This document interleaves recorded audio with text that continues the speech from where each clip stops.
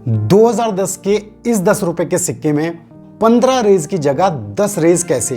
क्या ये कोई कीमती सिक्का है? 1 रुपए का ये सिक्का फ्यूचर में रेयर हो सकता है। क्या है इस सिक्के की वैल्यू? तो आप सभी के ऐसे बहुत से इंटरेस्टिंग क्वेश्चंस आज हम कवर करने वाले हैं चिल्लर ज्ञान के इस Q&A में, जो कि है CGQA 73। सो हेलो एवरीवन, मेरा नाम है रोहित और मैं एक्सक्लूसिवली बात करता हूं इंडियन कॉइन्स यानी कि भारतीय सिक्कों के बारे में, जिन्हें हम देसी भाषा में कहते हैं चिल्लर। सो वेलकम टू चिल्लर ज्ञान।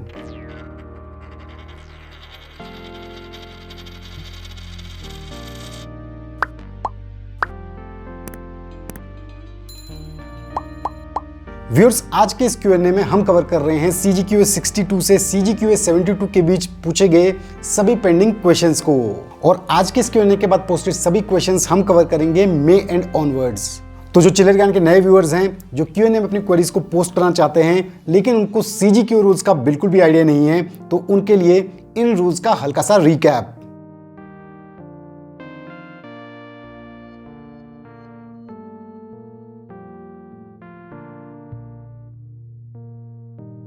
आप सभी को इन रूल्स को अच्छे से फॉलो करना है, क्योंकि तभी आपके क्वेश्चंस Q&A वीडियोस में लिए जाएंगे। तो अगर आपने वीडियो को अभी तक लाइक और चैनल को सब्सक्राइब नहीं किया है तो फटाफट से कर दीजिए। तो बिना किसी देरी के डायरेक्टली स्विच करते हैं आप सभी के क्वेश्चंस पे और स्टार्ट करते हैं आज का ये Q&A, जो कि है CGQA 73। तो आज का सबसे पहला क्वेश्चन पूछा है तुषार परमार जी ने।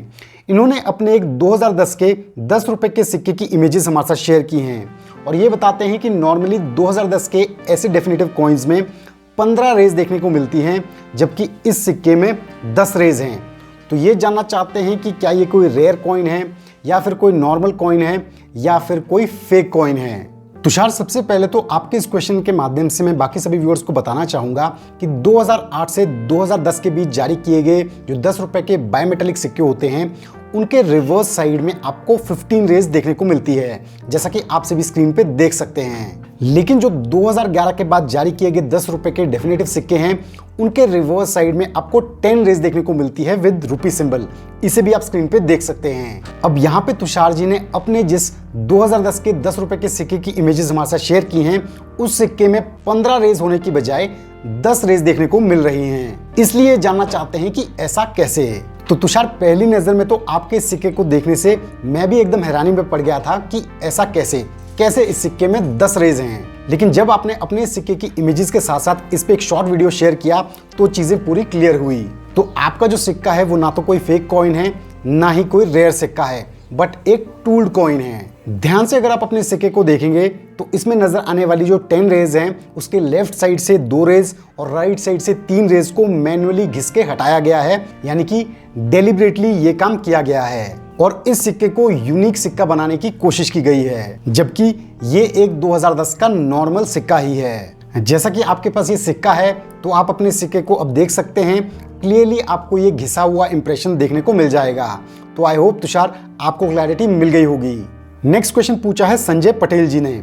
ये जानना चाहते हैं कि 1962 का जो 1 रुपए का सिक्का है, इसका UNC कंडीशन में क्या रेट चल रहा है, क्या ये सिक्का कलेक्ट करना चाहिए। तो यहाँ पे मैं आप सभी को बताना चाहूंगा कि 1962 में जारी किया गया जो 1 रुपए का डेफिनेटिव कॉइन है, ये हमें देखने को मिलता है केवल और केवल कैलकाटा मिंट से, और ये रिपब्लिक इंडिया कॉइन्स में नजर आने वाला पहला 1 रुपए का सिक्का था डेसिमल सीरीज में। पॉइंट नोट करने वाला यहाँ पे ये है कि ये सिक्का आज की डेट में स्केर्स कैटेगरी में आता है और फ्यूचर में ये सिक्का रेयर कैटेगरी में जा सकता है। हाल ही में इस सिक्के के प्राइस में भी राइज हुआ है। UNC कंडीशन में इस सिक्के की वैल्यू 300 रुपए तक जा रही है और वेरी फाइन से एक्स्ट्रा फाइन कंडीशन में ये सिक्का 150 से 200 रुपए तक जा रहा है। तो मेरे हिसाब से 1962 का ये 1 रुपए का सिक्का एक कलेक्टेबल कॉइन है। नेक्स्ट क्वेश्चन पूछा है मेहरजाद करांजिया जी ने। ये बताते हैं कि इनके पास 10 रुपए का एक एरर कॉइन है वीर दुर्गादास का। तो ये जानना चाहते हैं कि इस एरर कॉइन की इस कंडीशन में क्या वैल्यू है। तो मेहरजाद जी, आपने अपने क्वेश्चन में वीर दुर्गादास के 10 रुपए के एरर कॉइन की बात की है, लेकिन जिस सिक्के की इमेजेस आपने शेयर की हैं वो 10 रुपए का महाराणा प्रताप का एक एरर कॉइन है। तो मेरे हिसाब से आप महाराणा प्रताप के इस एरर कॉइन के बारे में ही बात कर रहे होंगे। आपके सिक्के में इनर रिंग में वर्टिकल शिफ्ट नजर आ रहा है, जो कि काफी ज्यादा है, इसलिए मैं इसे एक अच्छा कलेक्टेबल कमेमोरेटिव एरर कॉइन कहूंगा।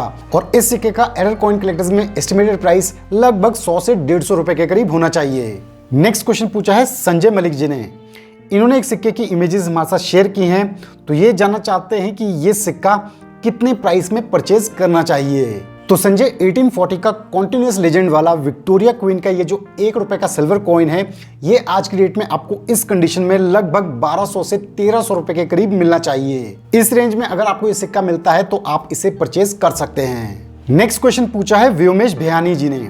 ये बताते हैं कि इनकी कलेक्शन में 1990 में मुंबई मिंट से जारी किए गए 3 टाइप के सिक्के हैं, जिनके ओवर्स और रिवर्स साइड तो सेम है, लेकिन इन्हें एजेस में वैरायटी देखने को मिल रही है, जिसमें से एक सिक्के में सिक्योरिटी एज है, एक में रीडेड एज और तीसरे में प्लेन एज। तो ये इनकी रेयरिटी के बारे में जानना चाहते हैं और इनकी क्या वैल्यू है आज की डेट में। तो व्योमेश जी, यहाँ पे मैं आपको बताना चाहूंगा कि ईयर 1990 में बॉम्बे मिंट से जारी किए गए जो कॉपर निकल के ये 1 रुपए के सिक्के हैं, इनमें अधिकतर हमें सिक्योरिटी एज या फिर रीडेड एज देखने को मिलता है। प्लेन एज वाले जो सिक्के होते हैं वो कंपैरेटिवली कम नजर आते हैं और स्केर्स कैटेगरी के सिक्के हैं। इस कंडीशन में प्लेन एज वाले 1 रुपए के सिक्के का एस्टिमेटेड प्राइस लगभग 40 से 50 रुपए के करीब होना चाहिए। नेक्स्ट क्वेश्चन पूछा है रिंकू भुल्लर जी ने। इन्होंने अपने एक सिक्के की इमेजेस हमारे साथ शेयर की हैं। तो ये जानना चाहते हैं कि क्या ये कोई म्यूल कॉइन है या फिर कोई नॉर्मल कॉइन है। तो रिंकू भुल्लर जी, यहाँ पे मैं आपको बताना चाहूंगा कि 2008 का वेव थीम वाला आपका जो 5 रुपए का सिक्का है, ये ना तो कोई नॉर्मल कॉइन है ना ही कोई म्यूल कॉइन है, बट एक पुअर डिजाइन का फेक कॉइन है, यानी कि आपका ये सिक्का एक नकली सिक्का है। नेक्स्ट क्वेश्चन पूछा है शांतिलाल ओझा जी ने। ये बताते हैं कि इनके पास कॉपर निकल का एक 2 आने का सिक्का है जो कि 1947 में जारी किया गया था। ये बता रहे हैं कि इसमें डॉट मिंट मार्क है, लेकिन इन्हें मिंट का आइडिया नहीं है।